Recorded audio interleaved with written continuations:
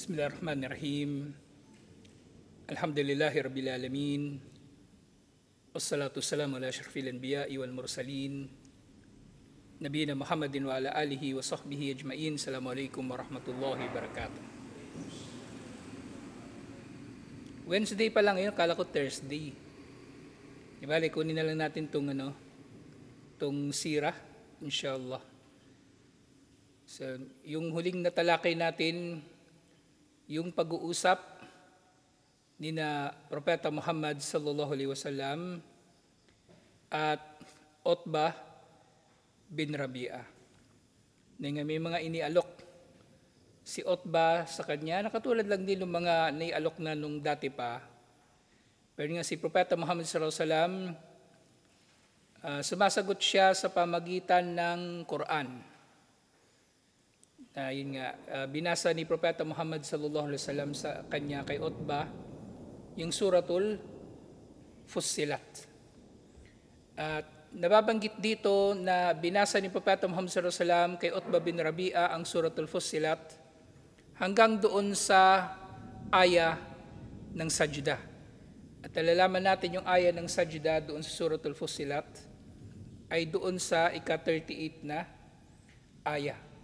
So yun, babasahin natin yun inshallah at pagmumuni-munihan ang kahulugan ng mga ito inshallah. Kasi ibig sabihin, napakahalaga ng kahulugan ng aya na ito at ito ang pinili ni Allah na basahin ni Propeta Muhammad sallallahu alaihi wasallam kay Utbah bin Rabi'ah bilang tugon doon sa kanyang mga iniaalok kay Propeta Muhammad sallallahu alaihi wasallam. At yun, nababanggit doon sa naunang mga aya na nabasa natin, ang tungkol sa kapangyarihan ni Allah na nilikha niya ang mga nilikha lahat-lahat sa ilang mga araw na syempre si Allah ang pinaka nakakaunawa tungkol dito. At syempre kung paanong winasak ni Allah subhanahu wa ta'ala ang Ad at ang Thamud. Ang Ad na dito pinadala si Propeta Hud at ang Thamud na dito pinadala si Propeta Saleh alaihimassalam, na dalawang nasyon ng mga Arabo na nakikilala ng Quraysh. Pero ang pagkakilala sa kanila ng Quraysh, kumbaga, parang tuwing nang nababanggit yung Asatirul Awwalin doon sa Quran na kumbaga pinasisinungalingan ng Quraysh, yung Quran na sinasabi nilang ito ay Asatirul Awwalin, katulad lamang ito ng mga kwento ng mga sinauna. Ito yung tinutukoy nila. Yung Ad, yung Thamud, at maaaring kasama na rin dito yung Madian, at iba pang mga nasyon ng mga Arabo. Yun nga, si Propeta Muhammad sallallahu alaihi wasallam, hindi siya marunong bumasa at sumulat, pero nagawa niya na makapaglahad sa Quraysh tungkol sa mga nangyari sa kanila. So ito ay karagdagan pang patunay ng pagiging mahimala ng mensahe ni Propeta Muhammad sallallahu alaihi wasallam na siya ay nakakarating nga o siya ay dinaratnan, kumbaga siya ay dinaratnan ng kaalaman tungkol sa mga nasyon na ito mula mismo kay Allah subhanahu wa ta'ala. Sa pang-ilang aya ba tayo natigil nun? Hanggang saan tayo? Yari tayo. Hindi mo ba nililista? Di ba may notebook ka? Ano yung huli kong nabanggit? Isa?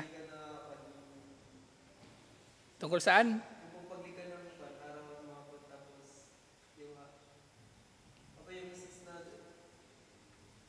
Yung nabanggit na natin itong di ba, sumaksi yung kanilang yung kanilang mga balat. So natapos na natin to, di ba? So nga, pasasaksihin ni Allah yung mga balat at yung mga paa ng mga tao, gayon din ang kanilang mga paningin at pandinig. Wa ma kuntum tastatiruna, balikan na natin ng konti ibang bahagi. Wa ma kuntum tastatiruna an yashhada alaykum sam'ukum wala absarukum wala juludukum. So hindi kayo makakapagtago ng anuman mula sa inyong mga sarili kapag sumaksi na sa inyo ang sarili ninyong mga paningin pandinig at balat. Walakin dhanantum anna Allah la ya'lamu kathiran mimma ta'malun. Subalit inaakala ninyo na hindi nalalaman ni Allah ang marami sa inyong mga ginagawa. Yung katangian ito ng kuffar. Siyempre maaring katangian din ng Muslim na mahina ang pananampalataya. Na yun nga, akala nila makakalusot sila, makakaligtas sila kay Allah sa kanilang mga masamang ginagawa, sa kanilang mga pandurugas, panlalamang, pang-aapi sa kapwa. Pero hindi, sa araw ng paghukom, sasaksi ang kanilang sariling katawan tungkol sa kanilang mga ginagawa. وَذَلِكُمْ ظَنُّكُمُ الَّذِي ظَنَنْتُمْ بِرَبِّكُمْ. At yun nga ang inyong inakala sa inyong Panginoon, tungkol sa inyong Panginoon. Na dito nga sa Quran, katulad na babanggit natin, yung mga salitang dhanna, nandun siya sa kahulugan na ang marami sa mga ayat sa Quran, nandun sa kahulugan ng naniniwala sila. Pero dito yung dhan dito, yung dhan talaga na pag-aakala. Yun ay pag-aakala lamang ninyo sa inyong Panginoon. Ardakum, fasbahtum minal khasirin. Ang mga pag-aakala nyo na ito ang wawasak sa inyo at kayo ay magiging kabilang sa mga talunan. Ng mga tao, lalong-lalo ng mga hindi mananampalataya, wala naman silang pinangahawakan laban kay Allah na anuman. Wala silang pinangahawakan laban kay Allah subhanahu wa ta'ala na anuman, liban na lamang sa mga haka-haka. Liban na lamang sa mga pag-aakala. Pero nga, sa kabilang buhay, malalaman nila lahat ng ito. At yun nga, magiging kabilang sa pagdurusahan nila ang pagsisisi. Na inakala nila sila ay merong kumpletong kapangyarihan laban sa anumang itatakda ni Allah sa kanila na parusa, pero wala pala silang magagawa. فَإِيَّسْبِرُوا فَالنَّارُ مَثْوَى لَهُمْ. Sinasabi ni Allah doon sa mga mawawasak sa araw ng paghuhukom, ang kuffar, kahit pa magtiis sila, ang impyerno pa rin ang magiging tirahan nila. Walang anumang bagay ang makakapaghanda sa kanila sa mga parusa sa impyerno.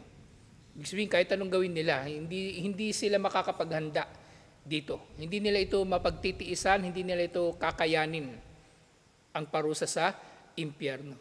Wa in tasta'tibu famahum minal mu'tabin.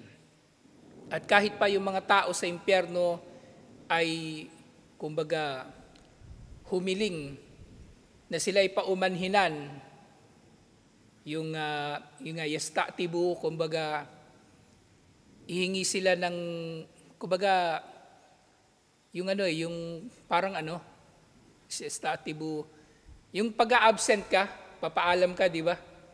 Boss, di mo na ako papaalam, o estudyante. So, ganun yung yasta'tibu.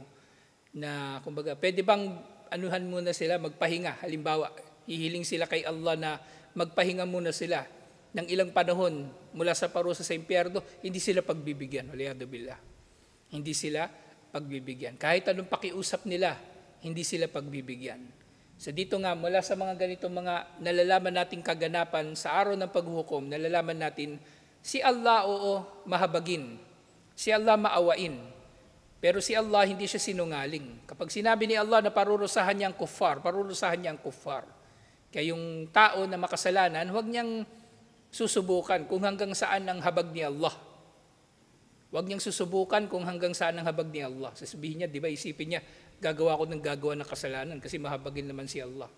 At gusto niyang malaman din kung hanggang saan ba ang habag ni Allah. Huwag mo lang subukan. Kasi Allah, nangako na siya na siya nga ay mahabagin at maawain. Pero kapag sinabi niyang parurusahan niya ang makasalanan ng kuffar, lalo na, tutuparin niya yun.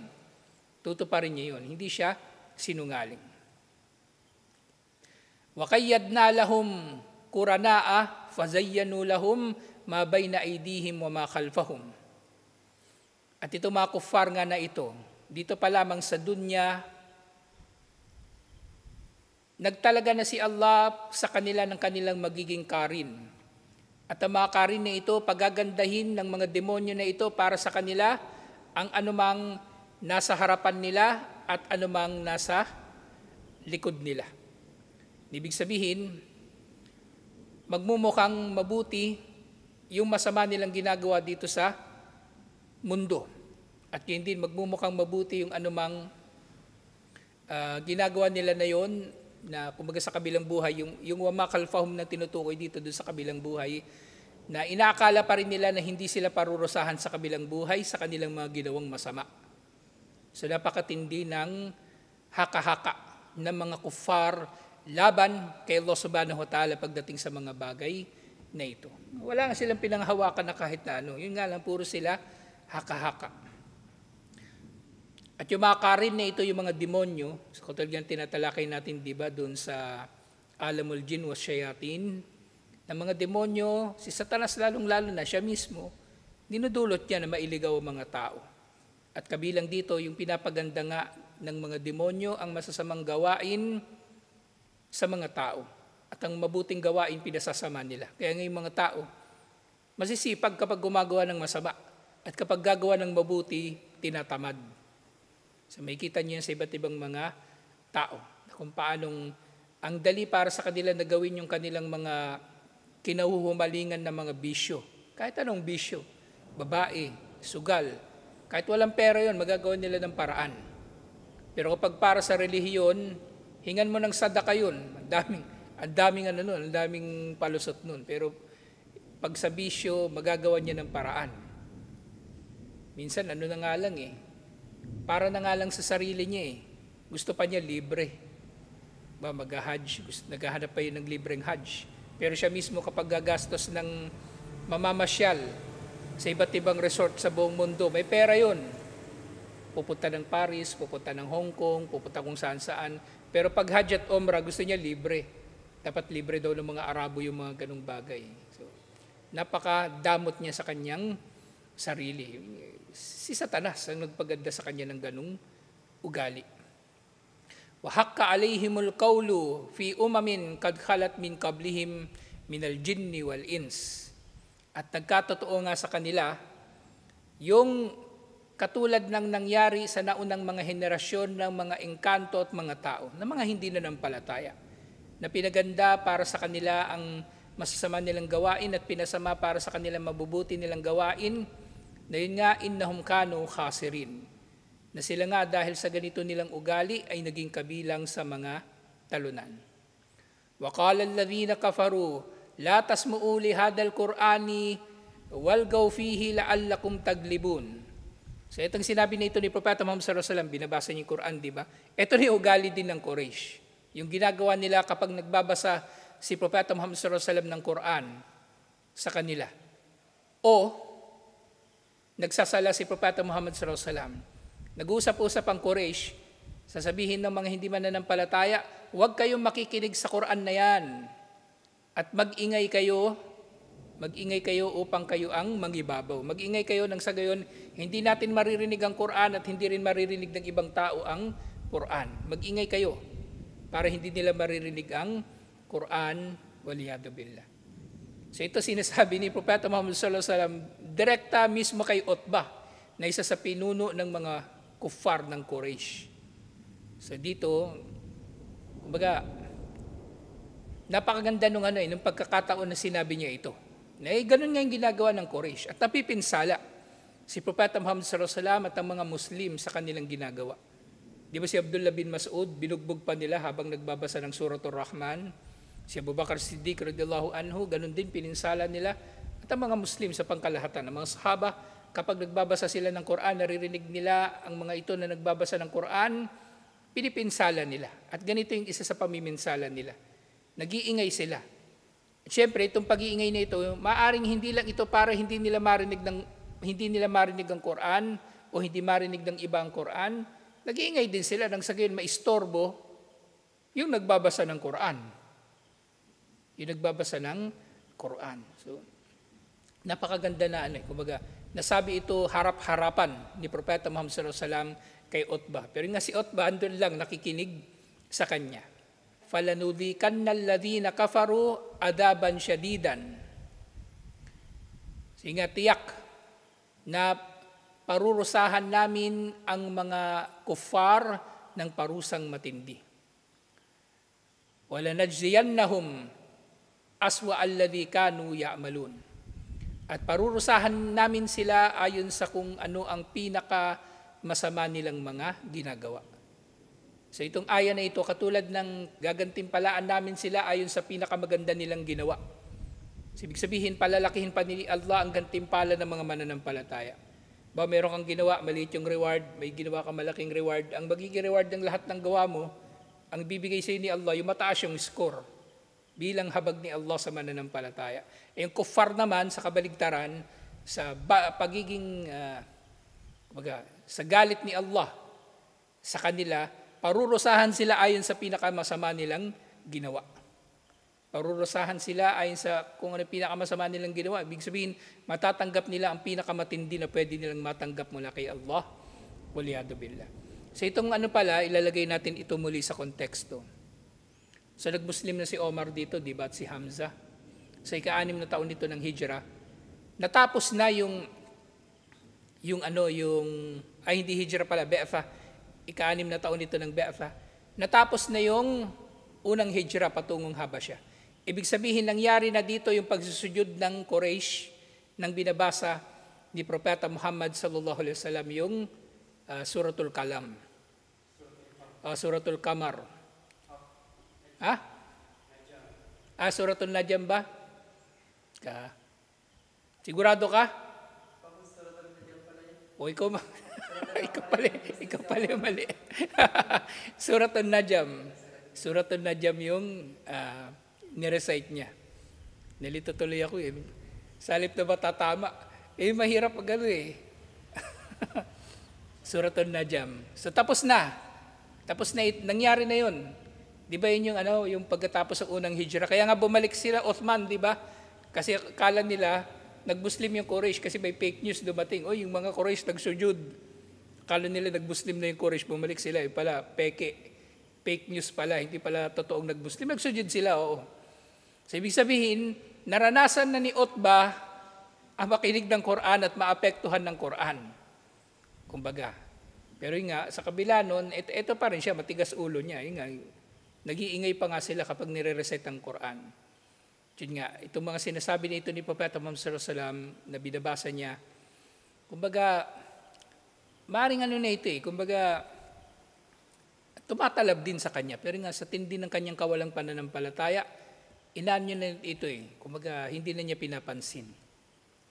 Dalika jaza'u a'da'illahin nar. Waliyadu billah. Yaon ang gantimpala ng mga kaaway ni Allah, ang impyerno. Lahum fiha darul khuld. Ito para sa kanila ay tahanan habang panahon. Mananatili sila sa impyerno habang panahon. Jazaan bima kanu bi ayatina yajhadun. Gantimpala sa anumang ginawa nila na pagtanggi sa aming mga tanda. Wa qala alladhina kafaru rabbana arinal ladhina adallana minal jinni wal ins. At doon sa impyerno, sasabihin daw ng mga hindi mananampalataya, Panginoon namin, ipakita mo sa amin ang mga nagligaw sa amin na mga tao at engkanto. Naj'alhuma tahta akdamina. Sa nga, doon nga sa impyerno, yung lagi ko sinasabi, sa pating damdamin ng tao na ihirapan sa impyerno. So itong kuffar na nandun sa impyerno, inaakala nila na may ibsan yung kanilang nararamdaman kapag nakapagdulot sila ng pinsala doon sa mga nagligaw sa kanila. O kaya sa iba pang mga aya, di ba hilingin ng kuffar, bigyan ni Allah ng dobleng parusa yung mga nagligaw sa kanila. Kasi gusto nilang makabawi, kumbaga makaramdam man lang sila ng kaligayahan sa kanilang mga damdamin. Kasi nga napakabigat ng kanilang damdamin. Naghahalo-halo na sa impyerno yung pagsisisi, kalungkutan, galit, na kumbaga bukod doon sa nararamdaman nilang pagkasunog ng balat at iba pang parusa sa impyerno, yung mga damdamin nila. So isipin nyo na lang, di ba, yung tao na, kumbaga meron siya, nagngangalit yung kanyang damdamin, di ba hirap na hirap din siya? Meron ngayon na-atake sa puso, di ba? Meron pa nabubulag dahil sa stress. Nabubulag, na-stroke, at iba't iba pa. So lahat yun, mararamdaman nila sa impyerno. Kaya iniisip nila, Panginoon namin, ipakita mo nga sa amin yung mga nagligaw sa amin ng mga engkanto at mga tao. para ilalagay namin sila sa ilalim ng aming mga paa. Liyakuna minal asfalin, upang sila ay magpunta sa pinakamababa. Gusto nila makapaghiganti. Gusto nila may sisisihin. Yun. Gusto nilang manisi. Gusto nilang manisi. Kasi gusto nila maibsan yung nararamdaman nila eh. Pero yung sa araw na yun, wala na. Wala na. Kumbaga, lahat sila ay nasa parusa. Anong saysay? Kung yung mga tao na yun mapupunta sa ilalim nila, mababawasan ba yung parusa sa kanila? Hindi pa rin eh. Kahit nga mapunta ka nga doon sa pinakamababaw na parusa sa impyerno, matindi pa rin yun eh. Di ba kay Abu Talib, di ba? Yung paan niya, talampakan lang niya, nasa apoy, pero kumukulo yung kanyang utak sa impyerno. Anong silbi? Anong silbi kung halimbawa pagbibigyan sila ni Allah? Sige, yung mga nagligaw sa kanila, bibigyan sila ng dobleng parusa. Tapos napaisip nga ako ngayon, subhanallah. Halimbawa yung kuffar, di ba? Yung mga naunang nagligaw sa kanila, dodoblehin yung parusa. Paano silang kuffar ngayon? Sila rin naman yung nagligaw dun sa susunod, di ba? O di susunod sa kanila, magdudua din na madoble yung parusa sa kanila. Di madodoble din yung kalagayan nila. Kung halimbawang pagbibigyan sila ni Allah. So yung mga hinihiling nila, wala nang saysay. Lahat naman sila nasa impyerno eh. Lahat naman sila nasa impyerno. Pero nga hanggang doon sa impyerno, kumbaga yung tao, naghahangad na maminsala sa kanyang kapwa at naghahangad na maghiganti. Diyan nga dito sa mga huling bahagi ng mga nirecite ni Propeta Muhammad sallallahu alaihi wasallam, ito magaganda mga ayat ito, mashallah. Innal ladhina qalu rabbuna Allahu thumma istaqamu tatanazzalu alaihimul malaikatu alla takhafu wa la tahzanu wa abshiru bil jannati allati kuntum tu'adun. Tunay na yung mga nagsasabi, ang Panginoon namin ay si Allah, at pagkatapos nilang sabihin nito, sila ay nagpakamatuwid. Tatanazzalu alaihimul malaikatu, bababa sa kanila ang mga anghel sa araw ng kanilang kamatayan, at sasabihin ng mga anghel na ito, huwag kayong matatakot at huwag kayong malulungkot. Tanggapin ninyo ang mabuting balita ng paraiso na ipinapangako sa inyo noon pa. Noon pa pinapangako sa inyo ng mga mananampalataya na nagpakamatuwid ng paraiso. Tanggapin na ninyo ang mabuting balita nito. So, ibig sabihin, doon pa lang sa kamatayan ng mananampalataya, matatanggap na niyang, kumbaga, yung kabutihan, ng kanyang kabutihan dito sa mundo, inshallah. Dahil nga, di ba yung mananampalataya, magiging madali para sa kanyang kamatayan. Whereas yung kuffar, nakakapit sila doon sa balat nila, ay sa katawan nila, yung kaluluwa nila nakakapit sa katawan nila. Kaya pag hinila yun ng anghel, para yung mapupunit, parang bulak na sumabit, parang bulak na sumabit sa tinik.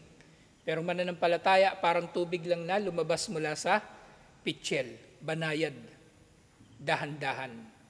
So magiging madali para sa kanila ang kamatayan. At yun nga, para hindi matatakot lalo ang mga mananampalataya sa kanilang kamatayan, kasi nakatakot naman talaga yun na panahon, yung kamatayan. Yun nga lang kahit nga yung mga psychologists, sinasabi nila, ang kabilang sa mga pinaka nakakatakot sa mga tao, yung mga bagay-bagay na may experience nila na hindi nila alam o hindi pa nila naranasan noon. Yun, nakakatakot yun para sa mga tao. At nagkaroon nga ng pag-aaral na sa mga pinaka nakakatakot na pwedeng ma-experience ng tao, yung hindi makahinga. Yun din yung mangyayari sa kamatayan, yung hindi siya makahinga. Either ito ay mangyayari sa pagkalunod o mangyayari na ikaw ay masasakal. Kumbaga, marami kang damdamin na mararamdaman sa iba-ibang mga nakakatakot na experience. Pero yung pagkawala ng iyong kakayanan na huminga, yun yung pinaka nakakatakot para sa tao. Pinaka nakakatakot para sa tao. Pero nga, sa araw na yun na mamamatay ang mananampalataya, sasabihin ng mga anghel, nahnu awliyaukum fil hayatid dunya wa fil akhirah. Kami, yung mga anghel, at maaaring magsasabi nga nito mismo si Malakal Maut kasi siya yung pinuno ng mga kukuha ng kaluluwa. As meron lang siya mga alalay na anghel na si Malakal Maut, kumbaga sa kuffar, ginawa na nilang katatakutan si Malakal Maut, waliyadu billah, kawawa naman. Kumbaga, inaalipusta nila, ginagawa nilang katatakutan, minsan katatawanan, ginawa na nilang, ikinabit na nila sa kanya yung persona ng kamatayan. Kaya wag na wag kayong mag-share ng mga ganung mga post, yung inilalarawan si Malakal Maut na nakaitim, tapos merong kalawit. Hindi ganun si Malakal Maut. Si Malakal Maut marangal, hindi ganun yung itsura niya. Inimbento lang yun ng kuffar. Sasabihin ng mga anghel, huwag kayong matatakot, huwag kayong malulungkot, tanggapin ninyo ang balita ng paraiso na ipinangako sa inyo noon pa. Kami ang mga kakampi ninyo, mga kaibigan, malalapit na kaibigan sa mundong ito at sa kabilang buhay. Walakum fiha ma tashtahi anfusukum, walakum fiha ma taddaun. Na doon sa kabilang buhay, makakamit ninyo ang anumang pinagnanasaan o hinahangad ng inyong mga sarili. Siyempre mga pinahintulutan na pagnanasa. Hindi kasama dito yung kabadingan. Sabihin nila, may bading daw sa paraiso kasi lahat ng pagnanasa ng tao mapagbibigyan doon. Hindi Yung pinahintulutan lang na mapagnasaan. Masarap na pagkain, alak, babae, lahat yun mapapahintulutan sa kabilang buhay, inshallah. Na doon nga, naroon sa paraiso, inshallah, ang anumang bagay na hihilingin ninyo kay Allah. Lahat naroon na hihilingin ninyo kay Allah. Isipin nyo nga, pag mapunta kayo sa paraiso, tapos habang panahon na kayo doon, di ba napakasaya? Yung nga lang yung minsan kaya hindi ko rin gusto yung mamamasyal Kasi pag mamasyal ka, pupunta ka sa isang lugar, ang ganda-ganda, kasi iniisip mo, 2 araw lang naman ako dito, 3 araw, hindi rin ako magtatagal dito. Samantala doon sa paraiso, pag nandun ka na, habang panahon ka na nandun, kung gusto mong galugarin yung lahat ng sulok ng paraiso mo, yung unong lugar mo sa paraiso, hindi galugarin mo, hindi ka nag-iisip. Hanggang 2 araw lang ako dito, yung bayad ko sa hotel, 3 araw lang, 3 gabi, uuwi na ako. Maubos yung pera ko. Pero doon sa paraiso, wala, tuloy-tuloy na yun. Kaya, napakaganda ng paraiso. Kaya minamaliit ito ng mga tao, hindi nila masyadong pinahalagahan. Kasi iba yung pag-unawa nila sa paraiso na, kumbaga, ibig sabihin, halimbawa, yung kuffar, inisip nila yung paraiso, puro pagsamba daw, pagsamba yung gagawin sa paraiso. Sinong nagsabi sa kanila na puro pagsamba? Yung paraiso daw, lang nandun, puro ulap. Samantalang doon sa impyerno, nandun daw lahat ng sarap kasi lahat ng prostitute, lahat ng GRO, lahat ng mga rakista nandun. Kasi mga satanista sila Sino nagsabi sila na gano'n ang paraiso? Pero hindi Si Allah, inilalarawan niya yung paraiso katulad ng kung paano niya mailalarawan ng tao yung pinakamagagandang mga lugar dito sa mundo. Nilalarawan ni Allah ang paraiso sa mga pananalita na nauunawaan ng tao. So, ito na yung kabilang sa pinakamagandang maipapaliwanag ni Allah tungkol sa paraiso. Makukuha niyo doon ang anumang naisin ninyo at makakamit ninyo doon ang anumang hangarin ninyo o hilingin ninyo. Nuzulam min Ghafurir Rahim. Yung nuzul dito na tinutukoy, kumbaga pagsalubong nila. Hindi nuzul na bahay, iba. Nuzulam min Ghafurir Rahim. Parang ito sa Surah Ali Imran, di ba? Nuzulam min Indillah. Na yung nuzul dito, ang tinutukoy dito, nuzul pagsalubong ni Allah. Na pagdating mo doon, pagdating mo palang matutuwa ka na sa pagsalubong sa iyo ni Allah. Kumaga, malilibang ka na, matutuwa ka sa pagsalubong sa iyo ni Allah doon sa pagpasok mo sa paraiso. Kumaga, yung paraan ng kung paano ka tatanggapin sa paraiso, magugustuhan mo na, doon pa lang. Lalo na kung malalaman mo mananatili ka sa paraiso habang panahon. Habang panahon. وَمَنْ أَحْسَنُ قَوْلًا مِمَّنْ دَعَا إِلَى اللَّهِ وَعَمِلَ صَالِحًا وَقَالَ إِنَّنِي مِنَ الْمُسْلِمِينَ. Sino ba ang pinakamainam sa pananalita? Liban pa doon sa nag-aanyaya tungo kay Allah at gumawa ng mabuti at nagsasabi, tunay na ako ay kabilang sa mga Muslim. وَلَا تَسْتَوِي الْحَسَنَةُ وَلَا السَّيِّئَةُ. Hindi magkatulad ang kasamaan at ang kabutihan.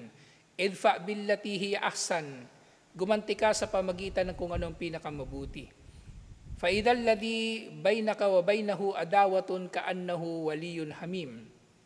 Dahil sa pamagitan nito, ang tao na dati mong kaaway, kumbaga, ay maaring magiging malapit mong kaibigan dahil sa iyong pagiging mabuti o pagganti mo ng mabuti. Ganito nga nangyari kay Propeta Muhammad sallallahu alaihi wasallam. Marami sa mga nadakwahan niya at nag-Muslim, syempre kalaunan, kahit mga kaaway niya, kalaban niya, nagbu-Muslim dahil nakakita sila ng kabutihan mula kay Propeta Muhammad sallallahu alaihi wasallam. Kahit si Abu Sufyan, kahit si Suhail bin Amr, kahit si Ikrimah, lahat sila nakaranas ng kabutihan mula kay Propeta Muhammad sallallahu alaihi wasallam. Wa ma yulaqaha illa alladhina sabaru. Wala raw ang magkakamit nito liban na lamang sa mga nagtiis. Wa ma yulaqaha illa du haddin azim. At walang sino man na magkakamit nito liban na lamang doon sa mga magmamay-ari ng napakalaking napakalaking yung haddun azim, kumbaga bahagi nila mula sa mga gantimpala ni Allah. Ibig sabihin sa mga gantimpala ni Allah, wala namang wakas yun, di ba? Unlimited yun eh. Pero kung yun ay babahagiin man, malaking bahagi yung makakamit nila mula kay Allah. Wa imma yanzagannaka minasyaitani nazgun fasta'id billah. At kung ang masamang bulong mula kay Satanas ay darating sa iyo, ay magpakupkop ka kay Allah, innahu huwas samiul alim. Si Allah ang nakaririnig at ang nakaalam. Wa min ayatihi al-laylu wan-naharu wasyamsu wal-qamar. At kabilang sa mga tanda ni Allah ang araw at gabi, ang buwan at ang araw. La tasjudu lisyamsi wala lil-qamar. Huwag kayong magsusujud, magpapatira pa sa araw o kahit sa buwan. Wasjudu lillahi alladhi khalaqahunna in kuntum iyyahu ta'budun. Bagkus ay magsujud kayo kay Allah lamang na lumikha sa mga ito, sa araw, sa buwan, sa gabi at araw, o kahit sa iba pang mga nilikha. Kay Allah lang kayo magsujud kung kayo ay sa Kanya lamang na mga sumasamba. Ito yung huling binasa ni Propeta Muhammad sallallahu alaihi wasallam, فَإِنِ اسْتَكْبَرُوا فَالَّذِينَ عِنْدَ رَبِّكَ يُسَبِّحُونَ لَهُ بِاللَّيْلِ وَالنَّهَارِ وَهُمْ لَا يَسْأَمُونَ. At kung sila ng mga kuffar ay masyadong nagmamalaki, nagyayabang, ipaalala mo sa kanila na yung mga malalapit sa iyong Panginoon, tinutukoy dito yung mga anghel, ang mga anghel na mas dakila pa sa mga tao. Di ba natalakay na natin ito? Sino ang mas dakila, anghel ba o tao? So, kumbaga, na-reconcile ng mga scholar ang usapin na ito sa pagtingin nila sa iba-ibang batayan. Na dito sa dunya, mas marangal ang mga anghel kaysa sa mga tao. Pero sa kabilang buhay, magiging mas marangal ang mga tao kaysa sa mga anghel. Pagpasok ng mga mananampalataya sa paraiso, sila ay mas marangal kaysa sa mga anghel. So ganun nila na-reconcile ito. So yung mga anghel na mas marangal pa sa tao, sila ay lumuluwalhati kay Allah sa gabi at araw at hindi sila napapagod sa pagluwalhati kay Allah. Samantalang kayong mga walang kwentang tao, nagmamalaki pa kayo kay Allah. At dito na natigil yung naiulat nga na pagbasa ni Propeta Muhammad sallallahu alaihi wasallam doon sa Surat Al-Fussilat. Kasi ito na yung aya ng sajda na binanggit dito ni Sheikh Safiyur Rahman Mubarak Puri, rahimahullah. Faqama Utbah ila ashabihi. At nang narinig na ito lahat ni Utbah, at yun nga sabi ni Propeta Muhammad sallallahu alaihi wasallam, Abul Walid, narinig mo na ang gusto kong sabihin, bahala ka na, mamili ka, ito ba o ito? So tumayo na si Utbah at pumunta na sa kanyang mga kasama. Faqala ba'duhum li ba'd, at nag-usap sila sa isa't isa. Nahlufu billah, laqad ja'akum Abul Walid bighairil wajhi alladhi dhahaba bihi. Nung pabalik na si Utbah doon sa kanyang mga kasama, sabi ng mga kasama niya, sabi ng Quraysh, sumpaman kay Allah, sumpa kay Allah, si Abul Walid ay bumabalik ngayon na iba na yung itsura niya kaysa sa kung ano yung itsura niya kanina. Kumbaga nagbago yung itsura ni Abul Walid. Ibig sabihin, naapektuhan siya nung sinabi ni Propeta Muhammad sallallahu alaihi wasallam na binasa niya mula sa Quran. Falamma jalasa ilayhim qalu, at nang naupo na si Abul Walid, si Utbah, nagsabi yung mga tao, mawaraaka ya Abul Walid. Anong nangyari sa'yo, Abul Walid. Ano nangyari si Utbah? Qala warai anni sami'tu qawlan wallahi ma sami'tu mitlahu qat. Subhanallah. Sabi niya, ang nangyari sa akin, pinapaliwanag yung nangyari sa kanya. Ang nangyari sa akin, narinig ko ang pananalita. Nasumpaman kay Allah, wala akong narinig na pananalita na katulad nito kahit kailan. Matagal na silang nakakarinig ng Quran. Pero this time, special na binasa sa kanya yung Quran. At wala raw siyang narinig na ganitong pananalita kahit kailan. Wallahi ma huwa bisy'ri wala bisihri. Sumpa kay Allah, ang narinig ko ay hindi tula at hindi salamangka. So pinasinungalingan, siya mismo, pinasinungalingan niya yung binibintang nila kay Propeta Muhammad sallallahu alaihi wasallam na makata o kaya salamangkero. Wala bilkiha na hindi rin ito salita ng manghuhula. Ya ma'syara Quraysh o mga mamamayan ng Quraysh, atiuni waj'aluha bi. Sasabi niya doon sa Quraysh, sundin ninyo ako at ako ang may pananagutan dito sa sasabihin ko na ito. Wa khallu bayna hadar rajuli wa bayna ma huwa fihi fa'taziluhu. So sinasabi ni Utbah, pakinggan ninyo ako at ako ang may pananagutan sa sinasabi ko na ito ngayon. Tantanan nyo na ang lalaking ito, ang taong ito, sa anuman ng kanyang sinasabi. Tantanan ninyo siya, hayaan na ninyo siya, at kumbaga, kung gusto ninyo, layuan na lang ninyo siya. Huwag ninyo siyang papakialaman kung apektado man kayo ng kanyang ginagawa. Pero yun nga, nalalaman natin, itong sinabi na ito ni Utbah, hindi rin tinupad ng Quraysh. Kasi tumindi pa pagkatapos ito yung mga ginagawa nila laban kay Propeta Muhammad sallallahu alaihi wasallam. Kahit si Utbah, tuloy-tuloy ang kanyang pamiminsala kay Propeta Muhammad sallallahu alaihi wasallam. Pero yun nga, naalala ko bigla yun ng yung pagpunta ni Propeta Muhammad sallallahu alaihi wasallam sa Taif. Di ba, na-meet niya doon si Addas, yung Kristiyano, at nagsyahada yun. Si Addas, tauhan ni Utbah. Kasi si Utbah at yung kapatid niya si Shayba, meron silang taniman ng dates sa Taif. Kasi ang Quraysh, meron din silang may mga taniman din sila sa ibang mga lugar, lalong-lalo na sa Taif na malapit na sa Makkah. So nakita nila doon si Propeta Muhammad sallallahu alaihi wasallam sa pinapunta ni Utbah, yung kanyang utusan si Addas, doon kay Propeta Muhammad sallallahu alaihi wasallam. Maaring pa rin yun bakas pa rin yun ng kung ano man yung naging ugnayan nila ni Propeta Muhammad sallallahu alaihi wasallam sa tagpo nila na ito, sa pagtatagpo nila na ito, alhamdulillah. Pero nga, sabi nila, hindi dumating o hindi tinanggap ni Utbah ang gabay.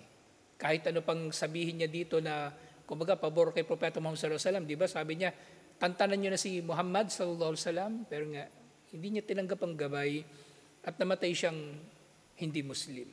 Namatay siya sa pinakamasamang kamatayan. Napatay siya sa jihad. Napatay siya ni, sino bang nakaharap niya doon sa duelo sa Si Hamzah. Si Hamzah yung nakaharap niya doon sa Badar. Alhamdulillah. Sa tutuloy natin insyaAllah. Assalamualaikum warahmatullahi wabarakatuh.